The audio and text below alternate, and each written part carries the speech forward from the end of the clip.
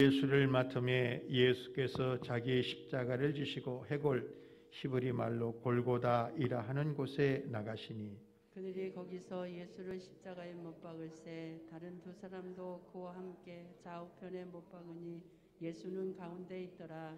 빌라도가 패를 써서 십자가 위에 붙이니 나사렛 예수 유대인의 왕이라 기록되었더라. 예수께서 못 박히신 곳에 성에서 가까운 고로 많은 유대인들이 이 패를 읽으되 히브리 로마와 할라말로 기록되었더라.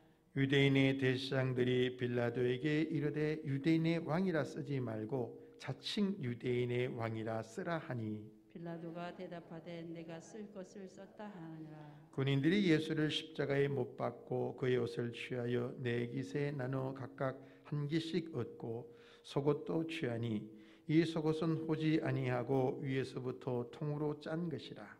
군인들이 서로 말하되 이것을 찢지 말고 누가 얻나 제비 뽑자 하니 이는 성경에 그들이 내 옷을 나누고 내 옷을 제비 뽑나이다 한 것이 용하게 하려 함이라.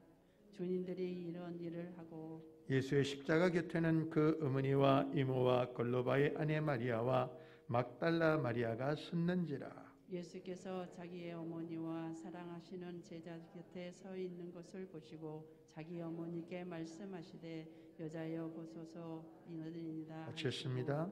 또 그 제자에게 이르시되 보라 내 어머니라 하신대 그때부터 그 제자가 자기 집에 모시니라. 아멘. 하나님 감사합니다. 주의 말씀을 듣기를 원합니다.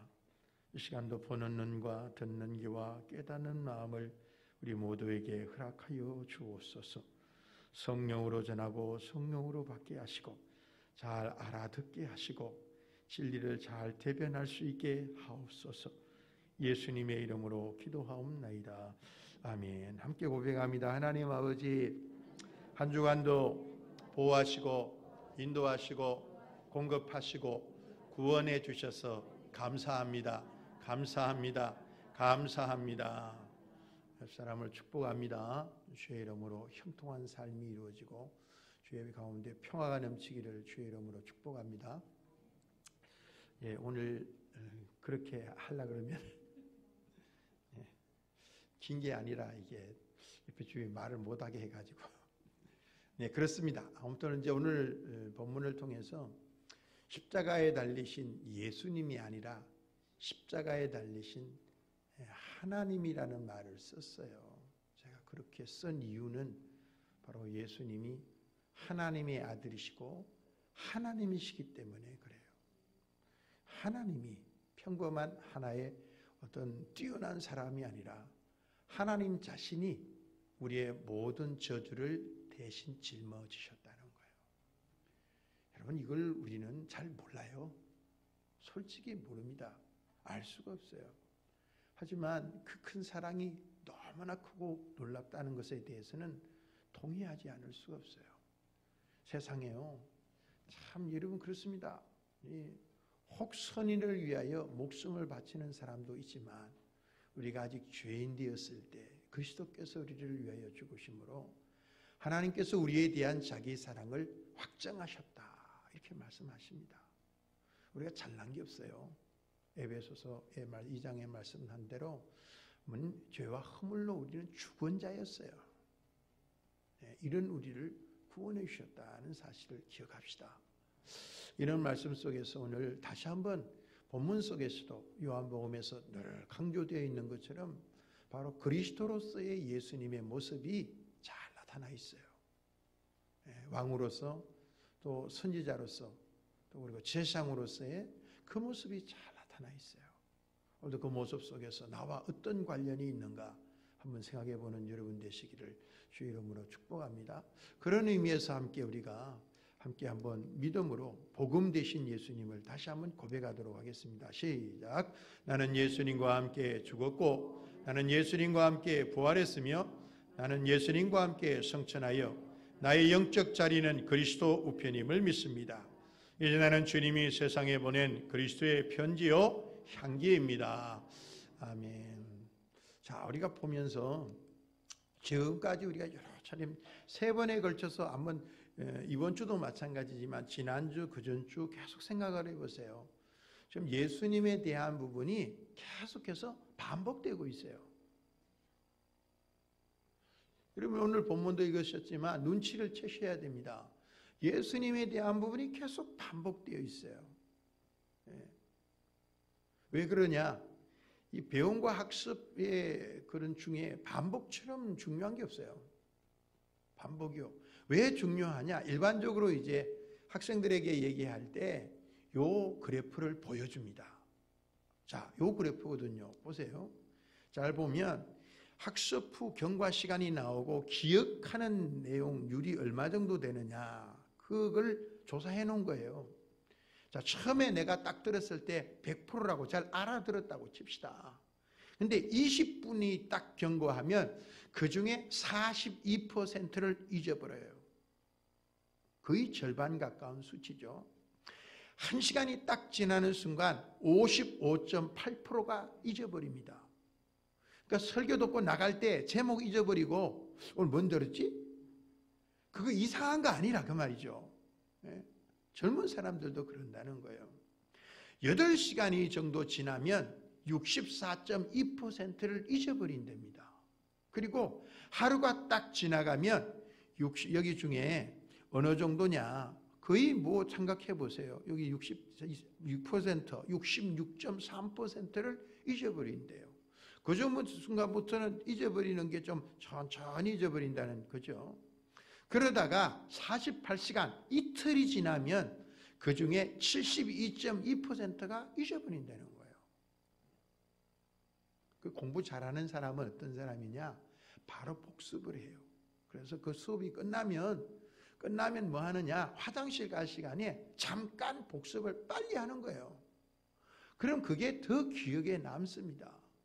물론 더 기억에 남는 것은 그 사이에 예습을 먼저 조금 하면 더 오래 남죠.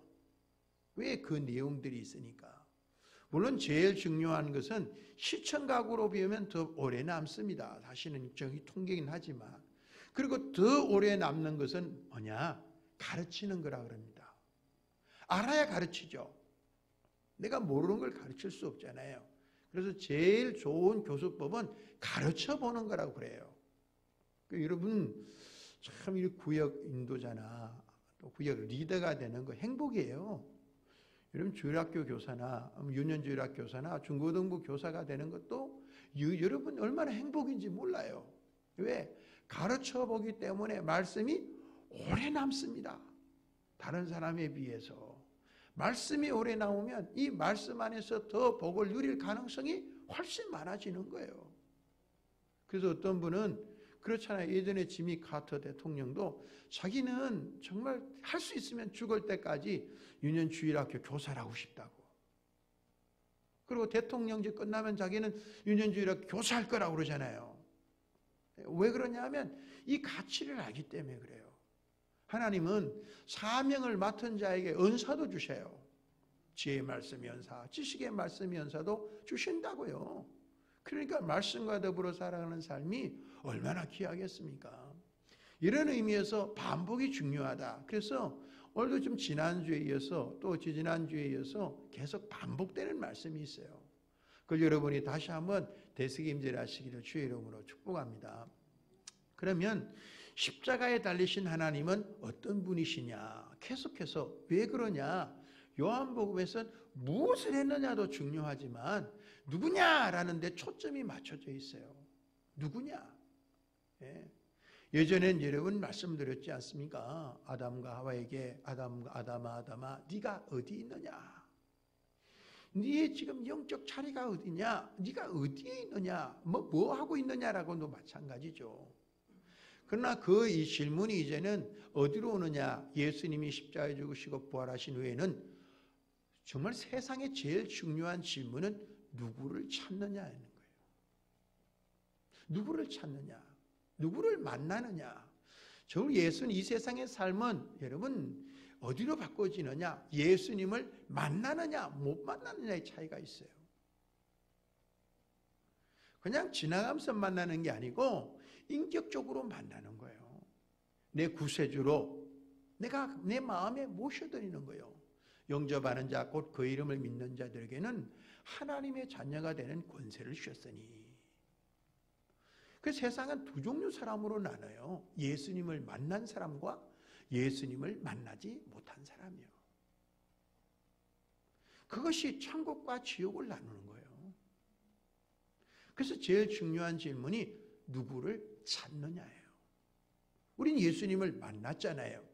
예수님을 만난 우리는 만났다고 끝나는 게 아니에요. 더 깊이 인격적으로 만날 필요가 있어요. 오늘도 인격적으로 더 깊이 주님을 만나는 여러분 되시기를 주의 이름으로 축복합니다. 그래서 십자가에 달리신 하나님은 오늘 어떤 분이시냐? 오늘 상황 속에 그렇습니다. 자, 상황을 보세요. 예수님이 십자가에 달리는 이런 부분이 나옵니다. 그 예수님을 끌고 간 곳은 이 십자가를 해골이라고 그래요. 히브리 말로 골고다라고 그러죠.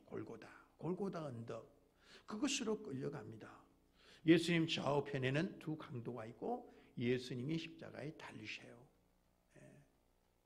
여기 우린 의미를 봐야 됩니다. 조롱하는 의미가 있는 것입니다. 여기에. 세상 사람들은 예수님을 그 두 사람의 강도 사이에 끼었으니까 함께 몰아가기를 원하는 거예요. 예수님의 가치를 그렇게 떨어뜨리고 짓밟아 버리려고 하는 것이 있고요. 바꿔 얘기하면 예수님이 어떤 분이냐라고 하는 것을 우리가 우리의 정체성을 얘기해 줘요. 범죄한 우리는 강도 그 이상도 아니에요. 그 이하도 아니에요. 뭐 좋은 거 뭐 이름을 붙일 수도 없어요. 우리 강도잖아요. 우리 도둑이었잖아요. 살인자였잖아요. 예수님을 알기 전에 우리 그랬다고요. 그런 우리를 위해서 예수님이 십자가에 달려 죽으시는 것입니다. 우리 이걸 알 수 있어요. 이런 가운데서 이 죄패를 붙여요. 유대가 패를 쓰는데 십자가 위에 붙입니다. 오늘 이 패에 대한 내용이에요.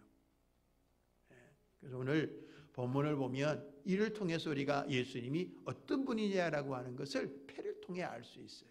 자, 그래서 첫 번째 예수님은 오늘 여기 있는 것처럼 19절에 있는 것처럼 나사렛 예수 유대인의 왕, 나사렛 예수 유대인의 왕으로 십자가에 달리십니다. 한번 읽어봅니다. 나사렛 예수 유대인의 왕. 이게 죄패에 붙여 있는 부분이었어요. 예수님, 그래서 이 부분 때문에 문제가 됐죠. 뒤에 있는 말씀을 보시죠. 부분요. 쭉 이렇게 해서 이렇게 기록이 되세요. 근데 이렇게 기록하니까 기분 나쁜 사람이 있잖아요. 누구냐 하면 대제사장 일행이에요. 안 됩니다. 바꾸십시오. 자칭 유대인의 왕이라고 써주세요. 그렇게 요청을 했습니다. 빌라도는 단칼에 거부했어요. 단칼에 거부했어요. 내가 쓸 것을 썼다. 여러분 잘 보세요. 우리가 세상을 인도해 가시는 하나님의 역사 가운데 보면 사람들이 어떤 일을 이루는 것 같고 사람들은 정치적인 희생양으로 만들어버리고 그리고 예수님을 강도 중에 한 사람으로 몰아가려고 하는 이런 비겁하고 비열한 짓을 하지만 그런 가운데 여러분 하나님의 뜻은 반드시 이루어지게 되어 있어요. 그래서 오늘 얘기 속에서 이 말이 유대말로 또 로마말로 또 헬라말로 그렇게 기록이 됐습니다. 그 목적이 있죠. 그렇게 쓰시는 하나님의 목적이 있어요. 자, 그래서 오늘 여러분이 두 가지를 말씀을 드려요. 계속 보십시오. 하나님은 이 사건마다 첫 번째는 마치 우리가 읽었던 제가 말씀드렸던 부분에도 아까 이중성이 나타나 있다고 그랬어요. 예수님은 우리의 죄를 다 짊어지셨어요. 우리는 아무리 뭐라 그래도 여전히 그렇게 해서 강도로서 십자가에 달릴 수밖에 없는 죄인이라고 하는 거예요. 이 세상에 어떤 모습으로 살고 명예 그런 옷을 입고 다른 사람에서 어떤 명예 칭호를 받는다고 할지라도 소용이 없어요.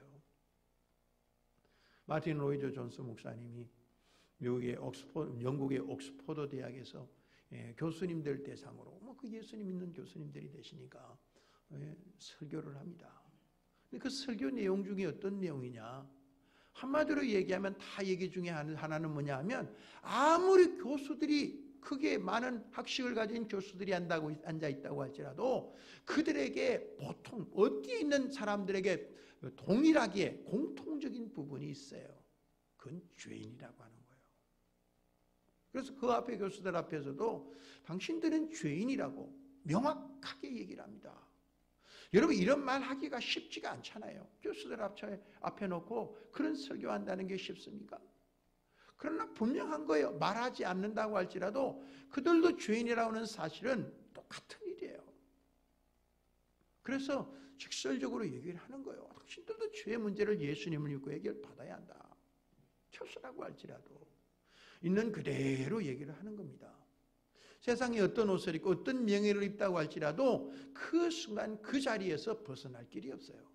왜? 성경은 분명히 얘기합니다. 의인은 없나니 하나도 없으며. 그렇단 말이죠. 제가 그 의인이라고 하는 부분은 말씀드린 상대적인 의인이 아니라고 말씀을 드렸잖아요. 하나님이 원하는 절대적인 기준에 그 만족시키는 의인은 하나도 없어요. 만약 한 사람이라도 있었으면 예수님 십자가 지시고 죽으시면 안 돼요. 왜? 한 사람이라고 있다면 가능성이 있는 거니까요. 두 사람이 있을 수 있잖아요. 세 사람이 있을 수 있잖아요. 그 가능성을 만약에 예수님이 십자가 지신다면 짓밟아 버리는 거예요. 그렇기 때문에 한 사람이라도 의인이 있다면 예수님은 십자가를 지시면 안 돼요. 그건 이율배반이에요. 있는데 없다고 하는 거니까요. 너만 빼고 이게 있을 수가 없어요. 그래서 성경은 한 명의 의인도 없어요. 의인이 없다. 하나님의 절대적인 표준을 만족시키는 의인은 없다, 그 말입니다. 따라서 오늘 예수님의 그 은혜가 얼마나 크고 귀한지 여러분 아시겠잖아요. 이런 예수님이 우리를 위해서 나사렛 예수 유대인의 왕으로서 십자가를 지시는 거예요. 두 번째 아까 말씀을 드렸습니다. 예수님이 바로 이렇게 십자가를 지시는 모습을 통하여 알려주시는 것이 있어요. 자, 한번 보시죠. 백성들이 또 그리고 대제사장들이 요구했던 모습은 좌우 강도 중에 한 명 이렇게 몰아가고 싶은 거예요. 정치적 희생양으로 삼고 싶은 거죠. 그러나 하나님은 그걸 허용하지 않았어요. 여기 히브리어입니다. 제일 위가. 밑에는 헬라어예요. 아래는 로마 말입니다. 헬라어로 보면 히브리어는 이제 그쪽에서 반대로 읽는 것이고 나머지는 앞에서 이제 뒤로 읽는 거죠. 헬라어 이에수스 호, 나조라이리오스 호, 바실레우스 톤, 주다이오 이렇게 쓰여 있어요. 유대왕, 나사렛 예수, 나사렛 예수, 유대인의 왕 이렇게 됩니다. 이렇게 이름을 붙였어요. 근데 여기에 아주 중요한 의미가 있어요. 괜히 이걸로 붙인 게 아니에요. 왜 이렇게 했어요? 하나님의 계획이에요. 예수님은 유대인들을 구원하기 위해 십자가에 달리셨다는 거예요. 유대인만 아니라 예수님은 헬라인을 구원하기 위해 십자가에 달리셨다는 거예요. 예수님은 로마인들을 위해서도 십자가에 못 박혀 죽으셨다는 거예요. 물론 여기에 오늘 그 외에 수없는 언어들도 얘기해 줘야 되지만 이 세 개의 언어를 통하여 오늘 우리에게 얘기해 준 겁니다. 이거 보면서 한글은 없는데요? 이렇게 얘기할 필요는 없다고 말이에요. 우리 모두를 위하여 대표성이니까요. 온 인류를 위하여 십자가에 죽으신 예수님. 그래서 나사렛 예수 유대인의 왕이라고 그러지만 바로 유대인의 왕이라고 그래서 유대인만이 아니란 말이죠. 우리 모두를 위하여 십자가에 달려 죽으셨어요. 그래서 복음은 세상 끝까지 전파돼야 됩니다. 이미 하나님께서는 다니엘을 통하여 말씀해 주셨잖아요. 금으로 된 거, 은으로 몸통, 그 다음에 철로 된 거 이런 보셨잖아요. 한쪽은 진흙이고 여러 나라들 이런 여러 우리가 보면 알 수 있죠. 바벨론, 또 물론 아수르부터 바벨론, 그 다음에 헬라, 그 다음에 로마 이런 여러 나라가 나타나지만 손으로 하지 않고 뜨인 돌이 날아와서 그 우상을 쳐서 다 박살을 내버렸어요. 그리고 그 돌은 온 세상에 꽉 찼어요. 무슨 말입니까? 바로 그 돌은 예수 그리스도를 상징하는 말이에요. 복음이 온 세상에 전파되어서 그 영광을 드러내게 한다, 이런 역사를 말해줬어요. 여러분 기억하십시오. 그러니까 오늘 얘기를 통하여 다시 한번 우리가 기억할 필요가 있습니다. 나사렛 예수에 대한 부분을 이런 말씀을 이미 드렸잖아요. 우리가 사도행전 2장에서 3장에서도 바로 베드로와 요한이 내게 나의 검과는 내게 없거니와 내게 있는 것으로 내게 주노니 곧 나사렛 예수 그리스도의 이름으로 일어나 걸어라. 나사렛 예수 그리스도의 이름이에요. 이 땅에 육신을 입고 오셨어요. 우리를 구원하기 위해서. 그 예수님이 이 땅에 그 삶을 사시고 우리의 고통, 우리의 슬픔, 우리의 눈물을 하시고 그 우리 가운데 그냥 우리가 죽는 것을 불쌍히 여겨주신 거예요. 그리고 하나님이 온전한 자비를 베푸셔서 이렇게 십자가에 죽어주심으로 우리의 모든 죄를 대속해 주신 겁니다. 여러분 죄와 죄책감에서 사함을 받았고 해방을 받았음을 축하드립니다. 주님을 누리는 여러분이 되시기를 주의 이름으로 축복해요. 특별히 나사렛 예수, 유대인의 왕 아닙니까? 왕. 예수님은 진정한 왕으로 이 땅에 오셨어요. 우리가 사울 왕도 보고 초대 왕 결국 망했잖아요. 하나님 중심이냐 사람을 보느냐. 근데 하나님 중심이 안 되고 사람 눈치 보다가 망한 사람이 사울 왕이에요. 물론 사람들도 봐야 되죠. 하나님은 중심을, 사람은 외모를 봐요. 외모를 무시할 수도 없어요. 사람은 외모를 보니까요. 그러나 중심 되신 하나님 앞에 서는 삶이 중요해요. 물론 다윗 이후의 왕조들을 보면 하나님 앞에 선한 왕들도 있지만 결국 왕조는 무너져요. 할 수 없더라 그 말입니다. 왕조를 통하여 뭔가 할 수 있는 일이 깨져버렸어요. 인간의 왕으로 세워서는 사람이 진정한 하나님의 대변자로서의 그런 왕의 사명을 감당 못하더라는 거예요. 하나님의 나라의 지도자로서의 삶을 그들이 못 살아요. 왜? 하나님의 마음을 가지고 살지 못하니까. 인간의 죄성이 그만큼 악하고 독하다는 걸 얘기를 해줘요. 그래서 예수님은 영원한 왕으로 이 땅에 오셨어요. 예수님이 처음으로 하신 말씀 세례 요한의 메시지와 같죠. 회개하라 천국이 가까워왔느니라. 세례 요한의 말로는 바로 눈앞에 있다는 얘기고 가까이 와 있다는 얘기고, 눈앞에라는 얘기보다는 가까이 와 있다는 얘기고, 예수님도 회개하라 천국이 가까워왔느니라는 말은 천국이 지금 너희 앞에 있다는 거예요. 바로 예수님이 천국이시니까요. 그래서 천국이라는 말은 바로 말로 하면 하나님의 통치, 하나님의 다스림이에요. 하나님의 나라가 여러분에게 이루어지기를 주의 이름으로 축복합니다. 하나님, 나를 다스려 주시고 우리의 가정도 다스려 주시고 우리의 일터도 이민족도 다스려 주십시오. 참 그 말을 쓰면 사람들 세상에서는 욕도 먹어요. 나라 다스려 달라 그러면. 누가 그런 얘기 했잖아요. 서울시를 하나님께로 하다가 욕 바가지로도 먹었잖아요. 우리는 그게 정치인들이 말하면 욕도 먹어요. 교회는 얘기할 수 있는 건데.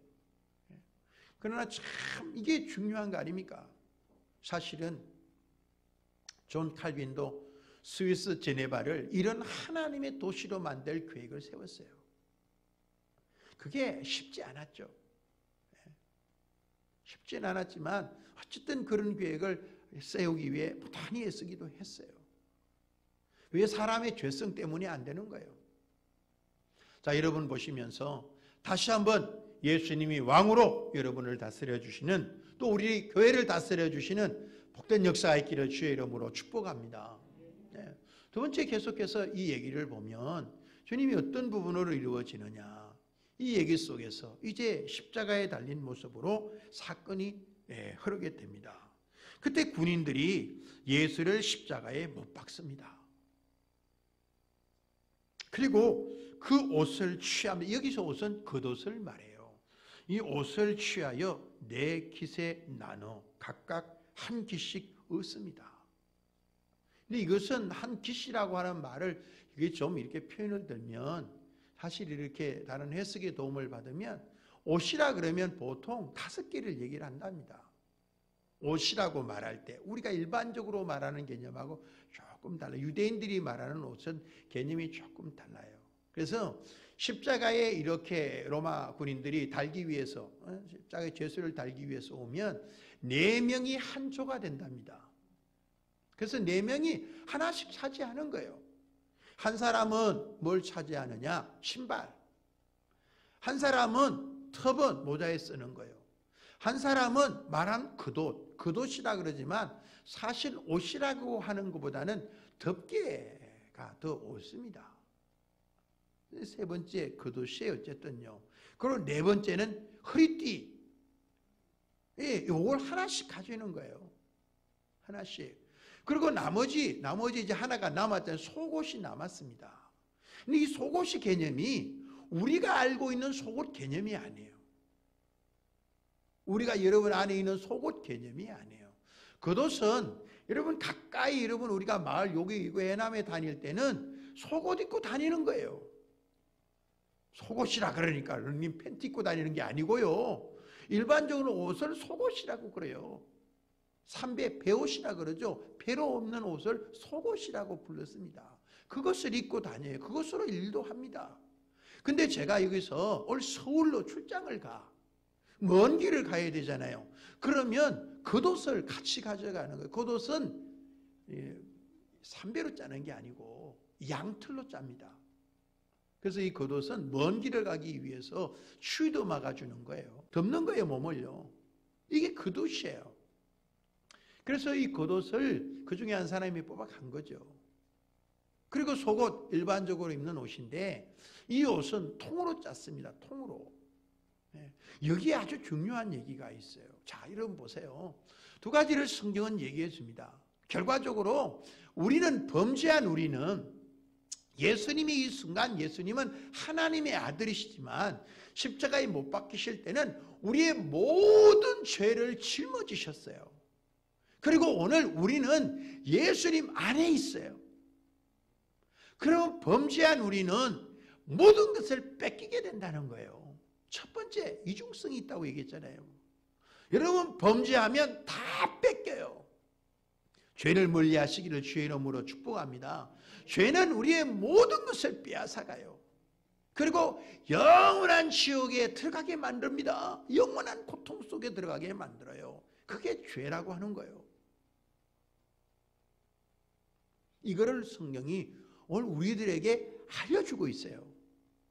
반대로 예수님이 이 모습 속에 또 다른 의미가 있죠. 근데 속옷을 나누려고 그러는데 이 속옷이 문제가 있는 거예요. 그러니까 이걸 통해서 두 번째 우리가 알 수 있는 것은 뭐냐 하면 예수님은 이것까지 내주시며 십자가에 달리셨는데 바로 겉옷과 속옷이에요. 더 중요한 건 속옷까지 다 내어주셨어요. 이걸 통해서 역설적으로 주님은 뭐를 말씀하시느냐? 다 내어주는 분이에요. 우리를 위하여, 우리를 사랑하시기 때문에 우리를 위하여 어떤 것들까지라도 내어주시는 분이에요. 근데 이 속옷은 아주 특이하게 만들어졌어요. 그래서 이 사람들이 보니까 찢지를 못했습니다. 왜 못 찢었냐? 하나의 통으로 찢어졌거든요. 보통 옷이라고 하는 건 날줄은 이제 가로를 가는 걸 말해요. 그리고 시줄은 세로로 올라가는 겁니다. 그래서 날줄과 시줄이 엮어지면서 옷감이 만들어져요. 이게 이제 여러 가지 의미가 있습니다. 이게 이런 가운데 이걸 인생을 얘기하고 그게 뭐 물감을 들이고 뭘 하는 것을 하나의 인생에 비교했어요. 여러 가지 짜여지면서. 그리고 이렇게 날줄과 시줄이 엮어지는 것은 주로 날줄은 남성을 얘기하고 시줄은 여성을 상징하는 부분이거든요. 부부가 하나 되어서 함께 이게 인생을 이루어가는 그런 삶을 얘기를 해요. 근데 이거는 지금 예수님의 옷은 뭐가 없느냐 하면 시줄이 없어요. 그러니까 날줄로만 되어 있어요, 옷이. 만약에 이걸 다 풀면, 예수님의 옷을 풀면 하나에 하나, 통으로 있는데 옷이 이게 줄이 옷이 이게 여러 조각이 나오는 게 아니고 풀면 한 줄이에요. 한 줄을 계속해서 짠 옷이라고요. 근데 놀라운 얘기는 이게 무슨 얘기냐면 요세푸스의 기록에 의하면 대제사장의 속옷은 이렇게 통으로 짰답니다. 그러니까 오늘 얘기 속에 성경이 얘기하는 부분은 이 얘기를 해요. 대제사장의 옷입니다. 그리고 통으로 짠 이 옷은 뭐를 주로 이렇게 이런 옷은 좀 신성을 가진 옷이라고 여겨졌어요. 굉장히 특이하게 여겨졌고 이 중요하게 여겨졌습니다. 찢지를 못했잖아요. 그래서 얘기하는 것은 아무리 무선이 있다고 할지라도 예수님이 가신 이 신성은 사람이 무너뜨릴 수 없다. 세상의 어떤 권세도 무너뜨릴 수 없다는 사실을 역설적으로 우리들에게 보여준다는 겁니다. 그래서 성경의 예언대로 제비 뽑아서 나눴잖아요. 4명 중에 1명이 가져갔죠. 누군지는 몰라요. 예. 오늘 얘기 참 중요한 얘기 아닙니까? 그리고 난 다음에 우리가 제가 이 칼럼에서 써놨지만 십자가에 달린 예수님이 웬만하면 밑에 옷을 입고 있어요. 위에는 벌거벗고 있지만 그러나 성경적으로 보면 정말로 십자가형을 내릴 때는 발가벗겼습니다. 그러니까 더 성경적인 모습은 예수님도 발가벗고 있는 거예요. 왜 그렇겠어요? 다 뺏길 뿐만 아니라 온갖 수치와 모독이 이 죄 가운데 우리한테 붙어 있다는 거예요. 우리를 위해서 예수님은 모든 모독과 이런 수치를 다 짊어지셨어요. 내 죄 때문에요. 내가 당해야 할 수치, 내가 당해야 할 모독, 이 모든 것을 주님이 대신 져주셨어요. 죄는 우리의 인격을 송두리째 짓밟아버립니다. 그래서 여러분이 국가에서 이렇게 청문회를 할 때나 이럴 때 보면 기독교인들이 많이 나오잖아요. 근데 그들이 부끄러움이 밝혀지면 이게 보세요. 얼마나 부끄러워요. 그래서 어떤 사람은 그런 걸 보고 제가 사퇴하겠습니다. 또 사퇴 안 하면 수없이 공격 가운데 있기도 하는 걸 여러분 봤지 않습니까? 죄짓고 못 살아요. 제가 우리를 얼마나 부끄럽게 만드는지 몰라요. 사람이 모른다고요? 마귀가 합니다. 초롱해요. 천사들도 알고 있고 하나님은 다 알고 계셔요. 사람 모른다고 그거 좋아할 일 아니에요. 오늘 다시 한번 이 모든 수치를 짊어지신 주님, 그 주님을 기억하십시오. 그리고 기꺼이 그 강도들에게도 자신의 모든 것을 내주셨어요. 물론 하나님의 말씀을 이루기 위한 것이지만 주님은 그런 분이에요. 모든 것을 내어주시는 하나님의 마음인 것을 우리가 읽어봐야 돼요. 그러면 오늘 성경도 얘기하잖아요. 로마서에서 아들을 아끼지 아니하시고 주시니까 이 모든 것을 너에게 은사로 주시지 않겠는가. 아들까지 주셨는데 뭘 아끼시겠냐고요. 하나님이 이렇게 좋으신 하나님, 베푸시는 하나님이라는 사실을 여러분 잊지 마시기를 바라요. 그 하나님을 의지하면서 여러분 천국길까지 승리의 걸음이 되시기를 주의 이름으로 축복합니다. 제비 뽑았는 것 그런 장면이에요. 품속에서 옷을 하나 보여주는 장면입니다. 세 번째, 이런 가운데서 이렇게 예수님이 달리는 가운데 주변에 누가 있느냐 하면 예수님이 십자가 곁에 그의 어머니와 이모와 글로바의 아내 마리아와 막달의 마리아가 섰어요. 4명의 여자가 나옵니다. 그 중에 3명이 이름이 동명이인이에요. 마리아예요. 마리아. 참 놀랍죠? 성경에 보면 성경에서는 이 마리아라고 하는 이름을 아주 귀하게 봐요. 이 여자의 3명이 왜 그렇게 보느냐? 사실은 하와의 범죄로 말미암아 죄악이 세상에 들어왔어요. 근데 오늘 이 3명의 마리아가 동명이인인, 이인인, 이 동명삼인인 이 3명의 마리아, 3명 다는 아니지만 어때는 2명이지만 어쨌든 여러분 보면 이 중요한 역할을 하고 있는 것을 봐요. 첫 번째 예수님의 어머니와 마리아가 예수님의 첫 표적을 이루는 일에 나오잖아요. 또 여러분 보면 나사로의 그 누이 마리아가 나오잖아요. 그 마리아가 그 아름다운 신앙 고백을 하는 모습이 나옵니다. 그리고 마지막 이 막달라 마리아가 나와요. 이 막달라 마리아가 나오면서 바로 예수님의 부활의 첫 증인으로 나타나봐요. 제자들에게 예수님의 부활을 알리는 역할을 하고 있는 걸 보게 돼요. 긍정적인 여인의 모습상을 보여줘요. 그리고 믿음을 전파해주는, 복음을 전파해주는 이 역할을 하고 있는 걸 보게 됩니다. 놀라운 얘기가 사실 숨겨져 있어요. 요한복음에. 그래서 요한복음에 여인들을 위한 연구가 있습니다. 오늘 다 얘기를 못 드리지만 이런 중요한 역할을 해요.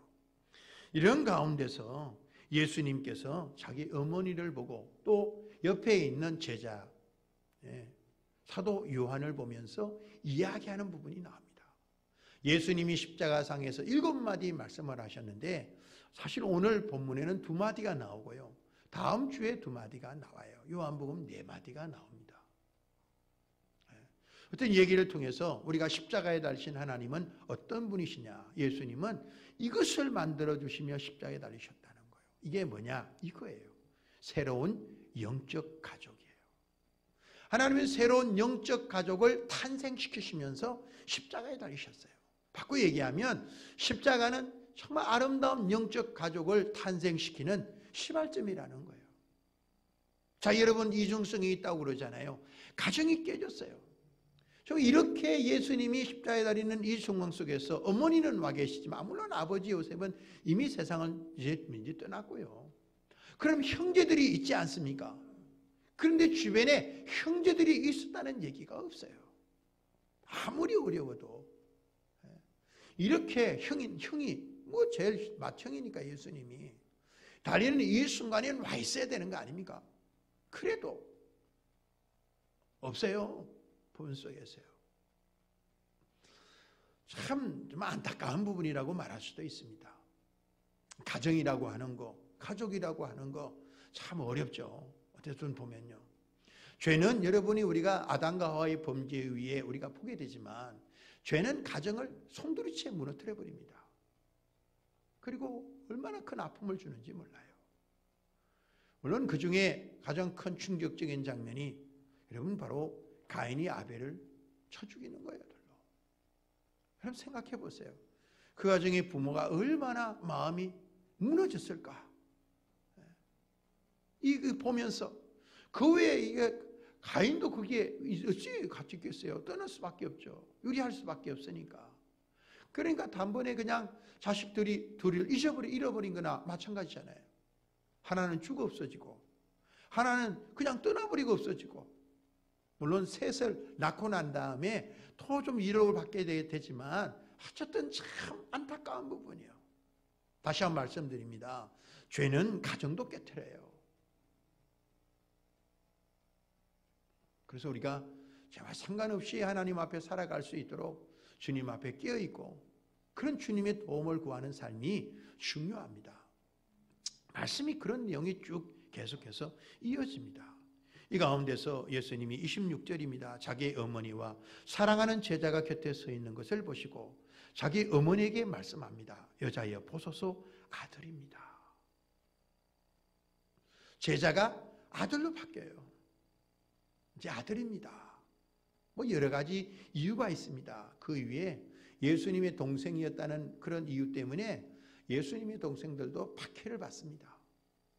이게 위협 요유가 된다고 했어요.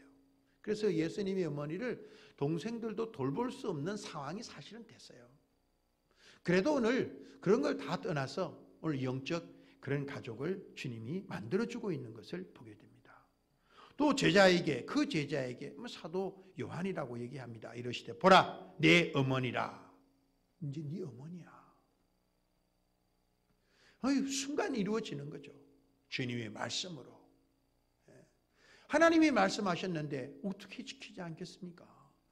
또 하나님이 새롭게 맺어주는 부분이죠.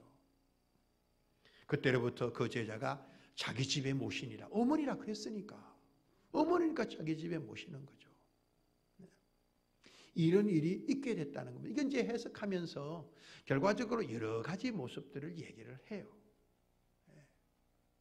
그런 내용들을 다 우리가 다 들 수는 없지만 어쨌든 제일 중요한 부분은 하나님이 새로운 영적 가족을 탄생시켜 주셨다는 거예요.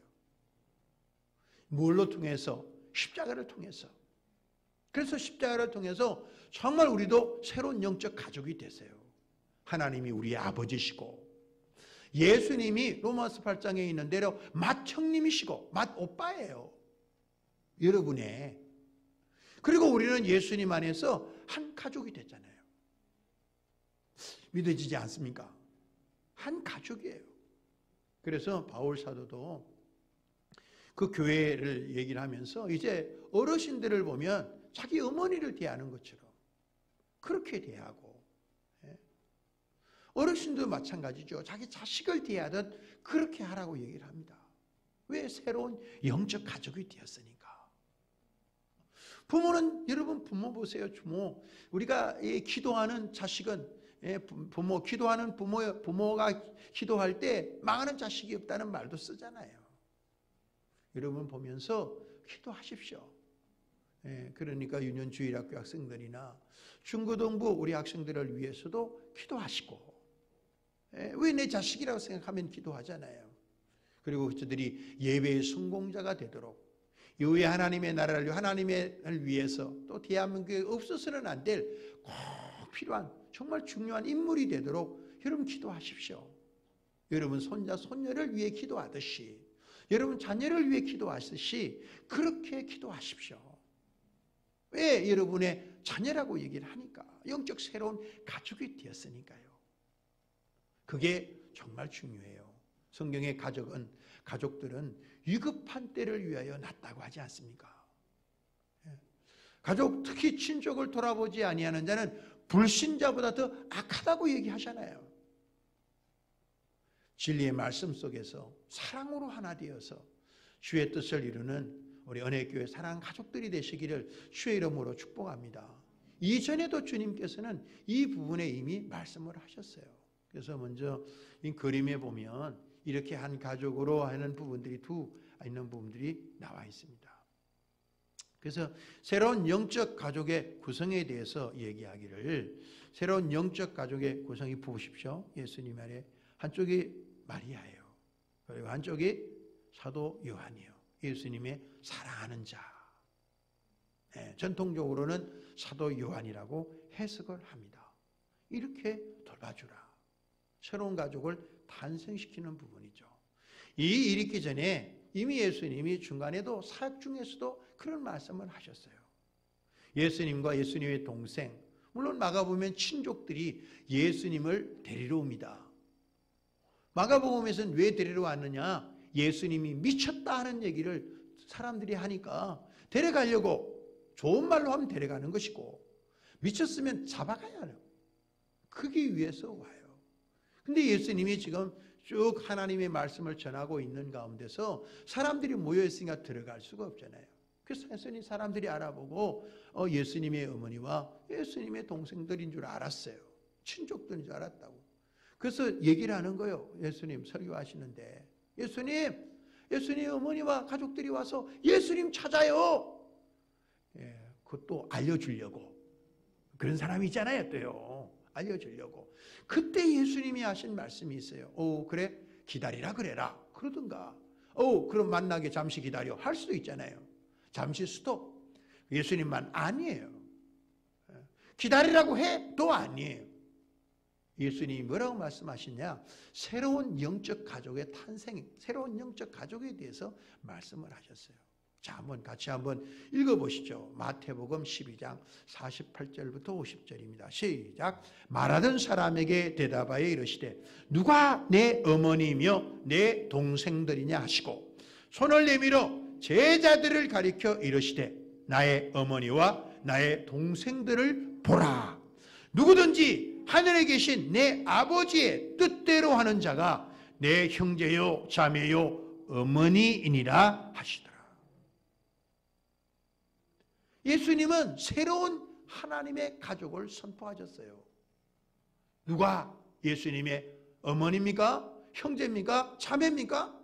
하나님의 뜻대로 하는 자예요. 하나님의 말씀을 진리로 삼고 말씀의 길로 가는 삶, 그 삶을 살아가는 삶을 말합니다.